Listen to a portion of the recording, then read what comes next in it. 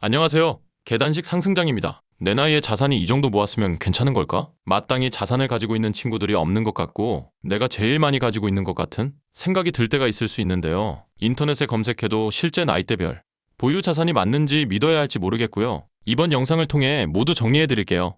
정부가 2만 가구를 직접 조사한 2025년 가계금융복지조사 데이터를 기반으로 나이대별 자산 성적표를 만들었어요. 내 나이에 순자산이 어느 구간이면 보통인지, 잘하고 있는 건지 상위권인지 숫자로 딱 짚어드릴게요. 그 전에 한 가지 꼭 알아야 할 게 있어요. 평균은 함정이라는 거예요. 한국 가구의 평균 자산이 5억 6,678만 원이에요. 부채 9,534만 원을 빼면 순자산이 4억 7,144만 원이고요. 이 숫자만 보면 돈 많은 사람 많네 싶지만 현실은 전혀 달라요. 전체 가구의 57%가 순자산 3억 원도 안 돼요. 1억 미만인 가구가 29.5%예요. 거의 3가구 중 1가구는 1억이 안 되는 거예요. 반면에 상위 10%가 전체 부의 46.1%를 가지고 있어요. 소수의 부자가 평균을 왕창 끌어올린 거예요. 그래서 평균 대신 중간값을 봐야 해요. 한국 가구의 순자산 중간값은 약 2억 4천만 원이에요. 이게 진짜 보통 한국 가구의 평균이에요. 참고로 전체 기준선도 알려드릴게요. 순자산 상위 10%가 10억 5천만 원, 상위 5%가 15억 2천만 원, 상위 1%가 33억 원, 상위 0.1%가 86억 7천만 원이에요. 자,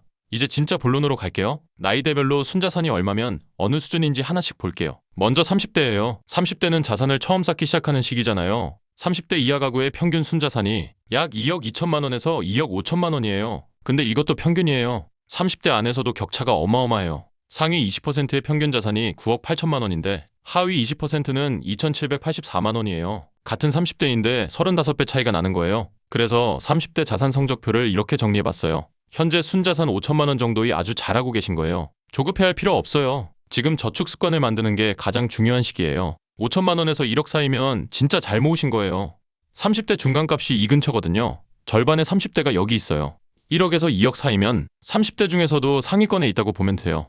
이때부터 주변 친구들보다 많이 모았다는 느낌을 받기 시작하는 시기예요. 2억에서 3억이면 전국 평균으로 봐도 상위권에 속한 자산이에요. 5억을 넘으면 노후에 대해 큰 걱정할 필요 없는 자사상 구간이라 봐도 돼요. 하지만 올해 조사에서 충격적인 게 나왔어요. 전체 연령대 중에서 유일하게 자산이 줄어든 세대가 30대예요. 40대, 50대는 자산이 7.7%씩 늘었는데 30대만 혼자 0.3% 감소했어요. 30대 쉬어스մ 인구가 30만 9천 명으로 2003년 통계 작성 이래 역대 최대를 기록하기도 했고요. 왜 30대만 이런 상황이 된 걸까요? 부동산 진입 시점이 갈랐기 때문이에요. 2020년에서 2021년 사이에 집을 산 30대는 자산이 몇 억씩 불었고 그 시기를 놓친 30대는 치솟은 전월세에 짓눌리고 있어요. 소득 격차는 5배인데 자산 격차가 35배라는 건 한 번의 타이밍이 평생의 자산을 결정해버리는 구조라는 뜻이에요. 다만 30대에는 아주 강력한 무기가 하나 있어요. 시간이에요. 지금 매달 50만 원씩 연 7%로 30년 투자하면 약 6억이 돼요. 30대에 50만 원과 50대에 50만 원은 가치가 완전히 달라요.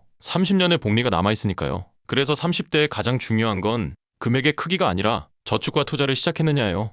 연금저축이나 ISA 같은 절세 계좌를 지금 여는 것만으로도 10년 뒤에 엄청난 차이가 돼요. 예를 들어볼게요. 32살의 연금저축에 매달 30만 원씩 넣기 시작하면요. 연 7% 수익률 기준으로 60살이 되면 약 3억 2천만 원이 돼요. 거기에 세액공제 혜택까지 합치면 실질 수익률은 더 높아져요. 매달 30만 원이에요.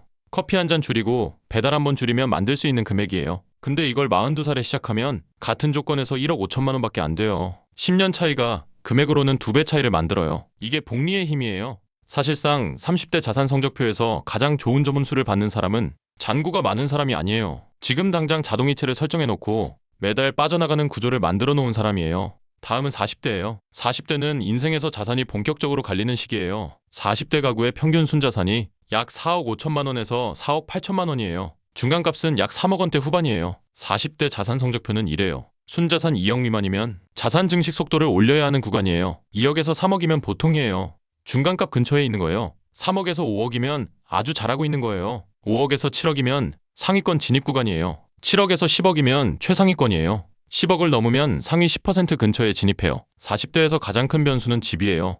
유주택자의 평균 순자산이 6억에서 7억 원인 반면에 무주택자는 1억에서 2억 원이에요. 같은 40대인데 집 하나로 5억 이상 차이가 나는 거예요. 동시에 40대는 부채가 가장 많은 시기이기도 해요. 금융부채 보유 비율이 72.4%로 전 연령대 최고이고 평균 금융부채가 1억 3,556만 원이에요. 근로소득도 40대가 6,897만 원으로 가장 높아요. 가장 많이 벌지만 가장 많이 빚진 시기인 거예요. 그래서 40대에서는 순자산 금액만 보면 안 돼요. 현금 흐름을 같이 봐야 해요. 매달 주택대출 갚고 아이 교육비 내고 보험료 내고 나서 얼마가 남느냐. 순자산이 3억이라도 매달 100만 원씩 투자하고 있으면 방향이 맞는 거고, 순자산이 5억이라도 매달 빚이 늘고 있으면 구조를 바꿔야 해요. 40대의 자산 성적표에서 진짜 핵심은 남는 돈이 매달 얼마냐예요. 구체적으로 예를 들면요. 40대 맞벌이 가구가 월 소득이 800만 원이라고 해볼게요. 여기서 주택대출 150만 원, 아이 교육비 100만 원, 보험 50만 원, 생활비 300만 원 나가면 남는 게 200만 원이에요. 이 200만 원을 매달 꾸준히 투자하면 10년 뒤에 약 3억 5천만 원이 돼요. 근데 이 200만 원을 그냥 쓰거나 빚 갚는 데만 쓰면 10년 뒤에도 제자리예요. 같은 연봉인데 10년 뒤에 3억 5천 차이가 나는 거예요. 40대에 소득이 높다고 안심하면 안 되는 이유가 여기 있어요. 소득이 높아도 지출이 높으면 남는 게 없고, 남는 게 없으면 자산이 안 늘어요. 40대의 진짜 경쟁력은 연봉이 아니라 저축률이에요. 다음은 50대예요. 50대는 자산이 정점을 찍는 시기예요. 50대 가구의 평균 순자산이 약 5억 1천만 원에서 5억 5천만 원으로 전 연령대 중 가장 높아요. 50대 자산 성적표는 이래요. 순자산 1억 미만이면 은퇴 준비에 조금 늦은 감이 있을 수 있어요. 3억에서 5억이면 보통이에요. 다만 은퇴 후 현금 흐름을 반드시 계산해봐야 해요. 5억에서 7억이면 잘하고 있는 거예요. 7억에서 10억이면 상위권이에요. 10억을 넘으면 노후 준비가 상당히 잘 되는 수준이에요. 근데 50대에서 금액보다 더 중요한 게 있어요. 자산이 뭘로 돼 있느냐예요. 한국 가구의 실물 자산 비중이 75.8%고 50대는 이게 80%를 넘는 경우가 많아요. 대부분 부동산이에요. 집은 있는데 쓸 돈이 없는 상황이 올 수 있다는 거예요.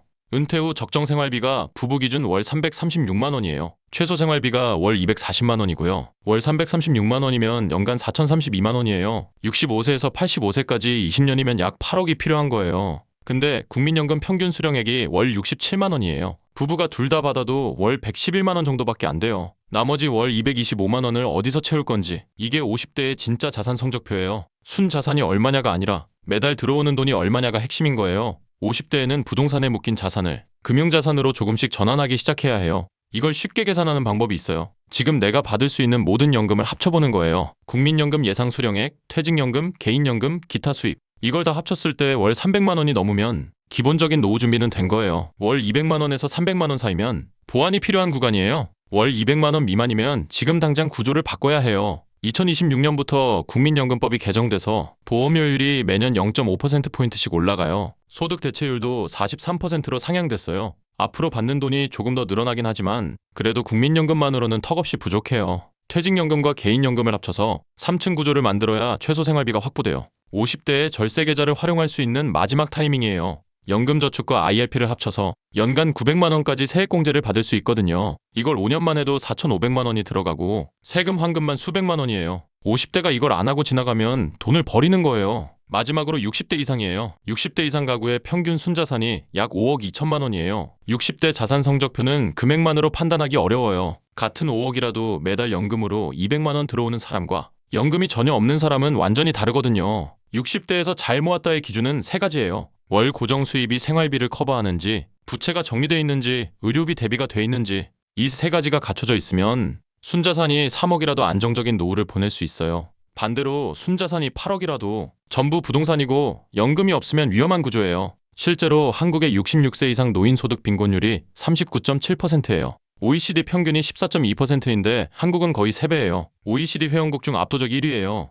은퇴 전에 현금 흐름을 만들어 놓지 못한 결과가 은퇴 후에 한꺼번에 터지는 거예요. 실제로 60대의 자산을 잘 운영하는 분들의 공통점이 있어요. 첫째, 주택연금을 활용해서 부동산을 현금 흐름으로 전환해놨어요. 둘째, 배당주나 채권 같은 정기 수입원을 만들어놨어요. 셋째, 큰 빚 없이 은퇴했어요. 반대로 어려움을 겪는 분들의 공통점은 이래요. 집은 있는데 연금이 없어요. 집을 팔자니 갈 데가 없고 안 팔자니 생활비가 없어요. 그래서 결국 자녀에게 손을 벌리거나 극단적인 절약을 하게 되는 거예요. 이 차이는 60대에 만들어지는 게 아니에요. 40대의 부채를 관리했느냐, 50대의 자산을 전환했느냐에서 이미 결정돼요. 그래서 60대 이야기가 사실은 40대, 50대한테 가장 중요한 거예요. 여기서 이 영상의 핵심을 하나 더 짚을게요. 올해 조사에서 근로소득은 전년 대비 2.4% 올랐어요. 근데 재산소득은 9.8% 올랐어요. 일해서 번 돈이 느는 속도보다 돈이 돈을 벌어오는 속도가 4배 빠른 거예요. 이게 자산 성적표에 뭘 의미하냐면요. 매달 월급에서 아끼고 저축하는 것만으로는 자산 격차를 따라잡기가 점점 어려워진다는 뜻이에요. 상위 20%의 순자산이 전년 대비 7.9% 늘었는데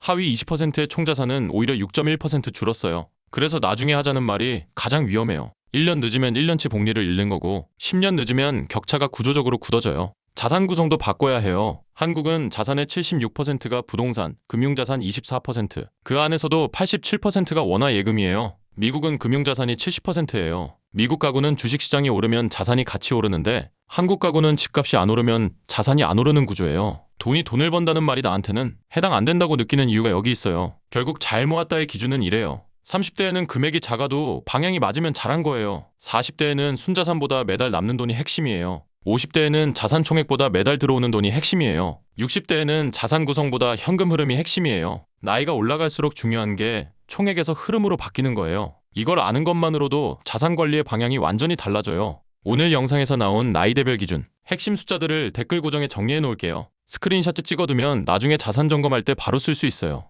이 영상은 특정 금융상품이나 투자를 권유하는 게 아니에요. 투자 판단은 각자의 몫이에요. 다만 내 자산이 어디쯤 있는지 정확히 아는 것, 그게 모든 재무 설계의 출발점이에요. 이 영상이 도움이 됐으면 좋아요 한번 부탁드릴게요. 다루면 좋겠다 싶은 주제가 있으면 댓글로 남겨주세요. 계단식 상승장에서 다루겠습니다.